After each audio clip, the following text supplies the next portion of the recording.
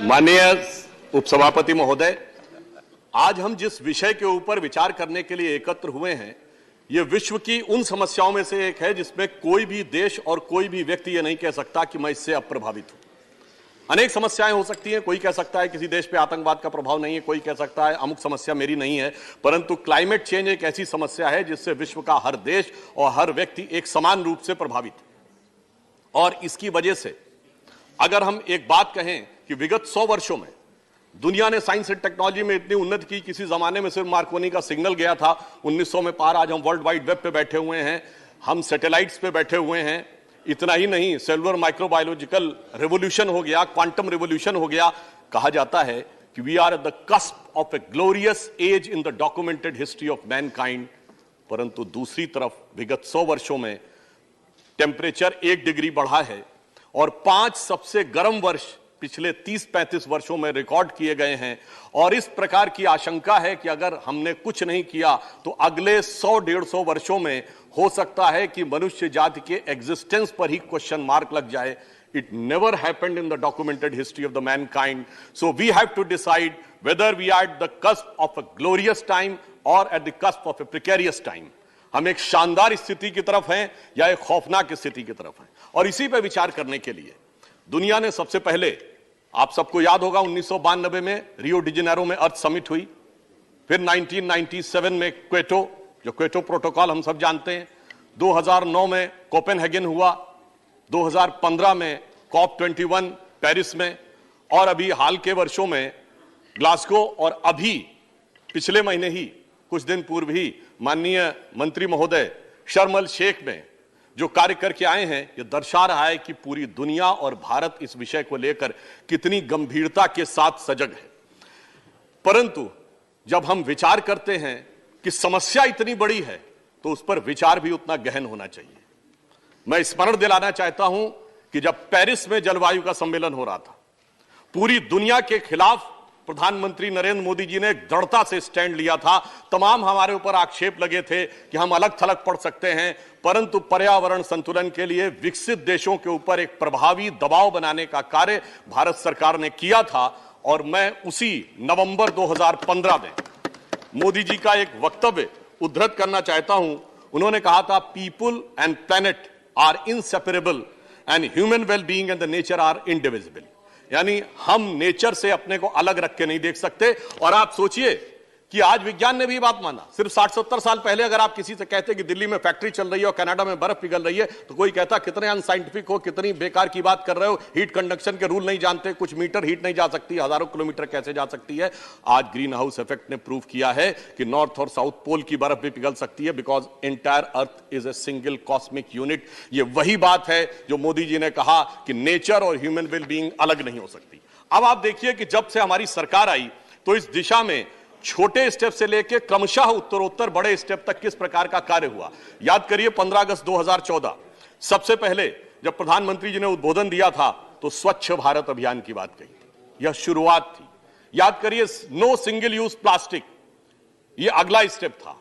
नमामि गंगे, जब नमामि गंगे की बात हुई तो गंगा को पूरी तरीके से क्लीन करना, यह अगले स्टेप की तरफ था। और इतना ही नहीं, जो हमने लक्ष्य 2015 में निर्धारित किए थे उसके लिए भारत सरकार ने ग्रीन स्किल डेवलपमेंट प्रोग्राम बनाया, जिसमें कि वन क्षेत्र में रहने वाले लोगों को स्किल किया जा सके कि वो किस प्रकार से अपनी वन संपदा का वास्तविक संरक्षण कर सकते हैं, जिससे कि जो हमने नेशनल डिटरमाइंड कंट्रीब्यूशन पेरिस में तय किया था उस लक्ष्य को हम प्राप्त कर सकें। और अगला लक्ष्य था सस्टेनेबल डेवलपमेंट ग्रोथ, अर्थात एक ऐसा विकास का मॉडल जिसमें प्रकृति के साथ हम तारतम्य बनाकर विकास कर सकें। और इसी के लिए नेशनल बायोडायवर्सिटी टारगेट भी तय किया गया, यानी एक बहुआयामी योजना के साथ इस क्लाइमेट चेंज या इकोलॉजिकल इंबैलेंस को ट्रीट करने के लिए आगे बढ़े। इतना ही नहीं, जब हम भारत को विकसित देश बनाना चाहते हैं तो ऊर्जा की आवश्यकता भी है, और अगर हम फॉसिल फ्यूल या कोल से ही ऊर्जा की आवश्यकता पूर्ति करते रहेंगे तो कैसी समस्याएं आ सकती थी। तो याद करिए एलईडी बल्ब का विषय बहुत शुरू में लिया गया और अब तक भारत सरकार 37 करोड़ एलईडी बल्ब्स का वितरण कर चुकी, जो अमेरिका की कुल आबादी से ज्यादा है। बहुत से ऐसे कार्य होते हैं सभापति महोदय जो पूर्ववर्ती सरकारों ने भी सोचा होगा नहीं कर पाए होंगे। जैसे सोलर एनर्जी में जितनी लंबी छलांग हमने मारी है, उन्होंने भी सोचा होगा, उतनी लंबी छलांग नहीं मार पाए। परंतु कुछ बातें ऐसी होती हैं जो उन्होंने शायद सोची भी ना हो। वो ये था कि एक इंटरनेशनल सोलर अलायंस बनेगा और उसका केंद्र भारत में बनेगा। यह विचार शायद उन्होंने नहीं किया होगा। मोदी जी के नेतृत्व में यह हुआ और आज इंटरनेशनल सोलर अलायंस का केंद्र गुरुग्राम में है। और इसमें हमने अचीव क्या किया है कि इन वर्षों में हम सोलर सेल की कैपेसिटी में तीसरे नंबर के देश हो गए हैं और सौर ऊर्जा के द्वारा वाटर हीटिंग के प्रोसेस में दूसरे नंबर के देश हो गए हैं। और इतना ही नहीं, अभी भारत ने दुनिया में पहला ऐसा गांव बनाया है जो पूर्णतः सौर ऊर्जा पे चलता है, जहां की एक एक घर भी सौर ऊर्जा पे चल रहा है। वो है गुजरात का मोढेरा गांव। और इतना ही नहीं, वहां पर भगवान सूर्य का एक मंदिर भी है। तो वो भावी भारत का भी प्रतीक है और गौरवशाली भारत का भी प्रतीक है। अर्बन फॉरेस्टेशन के लिए नागपुर, रांची और पणजी में फॉरेस्टेशन किया गया और रेलवे का इलेक्ट्रिफिकेशन 80% तक ब्रॉड गेज का पूरा कर लिया गया है 52,000 किलोमीटर के द्वारा, क्योंकि वो एक बहुत बड़ा कंट्रीब्यूटर था इस क्लाइमेट चेंज में। अब जैसा हमारी पूर्ववर्ती वक्ता ने भी बताया, उसके मैं विस्तार में नहीं जाना चाहता कि COP26 में ग्लासगो में प्रधानमंत्री जी ने पंचामृत की बात कही थी कि 2030 तक 500 gigawatt non fossil energy, 50% renewable energy, carbon emission 1 billion से कम करना और कार्बन इंटेंसिटी को 45% डाउन करना, नेट जीरो बाय 270। परंतु महत्वपूर्ण बात यह है सभापति जी, कहा जाए वो किया भी जाए। 2015 में हमने लक्ष्य तय किया था कि 2030 तक हमारी नॉन फॉसिल एनर्जी की इंस्टॉल्ड कैपेसिटी 40% हो जानी चाहिए।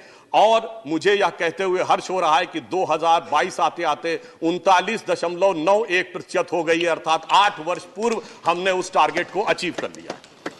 फिर यदि आप ध्यान करें, जिसका अभी उल्लेख किया गया कि COP26 ग्लासगो में प्रधानमंत्री जी ने कॉन्सेप्ट दिया life for environmental friendly life style, यानी एक ऐसा जीवन शैली जो कि इन्वायरमेंट के अनुसार हो। यहां पे मैं सदन का ध्यान आपके माध्यम से मूलभूत विषय पर आकृष्ट करना चाहता हूं।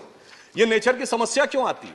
हम सब में शायद कुछ ने जरूर पढ़ा होगा, वेस्टर्न थियोलॉजी में नेचर नाम की किताब है रिटन बाय एरिस्टोटल, जिसमें क्या लिखते हैं वो, all the elements of the nature are for the service of the mankind. सब कुछ प्रकृति हमारी सेवा के लिए। और यही नहीं, उस फिलॉसफी में यह भी लिखा गया, man should become the possessors and masters of nature, चाहे फ्रांसिस बेकन या रेने डिकार्टे लिखते हो। इतना ही नहीं, यह लिखा गया, man should be able to subdue nature. और इसीलिए बढ़ते बढ़ते हम उस मुकाम तक पहुंचे थे। हम लोग के जन्म से बहुत पहले की बात है, हमारी किताबों में हमने पढ़ा, जब यूरी गैगरिन स्पेस में गए तो क्या लिखा था किताबों में, man has conquered space, as if space is an enemy needed to be conquered. इस विचार ने प्रकृति के दोहन को इस सीमा तक पहुंचाया है कि जिसका आग्रह प्रधानमंत्री जी ने किया था कि हमें नेचर के अनुरूप जीवन जीना होगा, तो मैं स्मरण दिलाना चाहता हूं कि भारतीय परंपरा में, गांव में हम जो जीवन जीते हैं, नेचर के साथ उसका कैसा तादात्म्य है, यदि हमें समझ लें तो हमें शायद बहुत कुछ सीखने की जरूरत नहीं हो। गेहूं की बाली उगती है तो उसके नीचे का जो हिस्सा होता है वो किसको जाता है? पहले पशुओं को जाता है। जो बाली निकाली जाती है दाने, तो पहला दाना किसको जाता है? पक्षियों को जाता है। जब दाने से आटा बनता है तो पहला आटा किसको जाता है? चींटियों को जाता है। फिर गूंथा जाता है आटा रोटी बनाने के लिए तो मछली को जाता है। पहली रोटी गाय को जाती है और अंतिम रोटी कुत्ते को जाती है। इससे ज्यादा प्रकृति के साथ रहने का तरीका किसी को सीखने की जरूरत है। पर दुख की बात यह थी कि हमारे किसान भाई भी जब आंदोलन में बैठे थे तो कोई विदेश की लड़की उनको बता रही थी कि इन्वायरमेंट के साथ कैसे जीना चाहिए, जबकि वो तो हम हजारों सालों से किस तरीके से जीते आ रहे हैं वह हमें समझ में आना चाहिए। और मैं एक कोट करना चाहता हूं, इस सारी समस्या का मूलभूत कारण कहां से आता है। विलियम वर्ड्सवर्थ एक बहुत बड़े कवि हुए अंग्रेजी के, जिन्होंने एक फ्रेज यूज किया, child is the father of man. उसका मीनिंग क्या था? कहा गया बच्चा प्रकृति के अधिक नजदीक होता है और वही हमारा फोर फादर है। तो इसका अर्थ यह हुआ कि अगर हम अपने अंदर के चाइल्ड को देखें तो हमारे पूर्वजों ने यानी फोर फादर्स ने क्या कहा था वह हमें समझ में आना शुरू होता है। और हमारी सभ्यता तो वो है मान्यवर जहां पर की प्रार्थना भी क्या की जाती है, अंतरिक्ष शांति, पृथ्वी शांति, औषधया शांति, रापः शांति, वनस्पति, औषधि, फूल, पत्ती, अंतरिक्ष सभी का कल्याण हो।